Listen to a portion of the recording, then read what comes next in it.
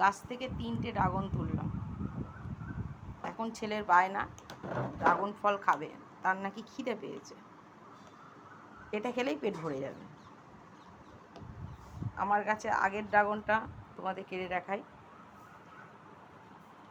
এটার ভেতরটা লাল হয়।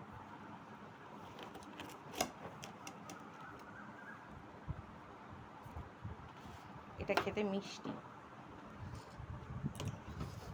এটা স্বাদ ভালো। আর এবারে যে হলুদ বলে আমাকে অরেঞ্জ কালারের ড্রাগন দিয়েছে, এটা ভেতরটা সাদা হবে।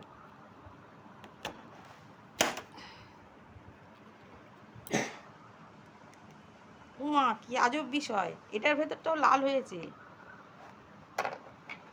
যাক, ভগবান একটু স্বাদ দিয়েছে, আমি এতেই খুশি। ভিডিওটা ভালো লাগলে সাবস্ক্রাইব করে পাশে থেকো। Thank you.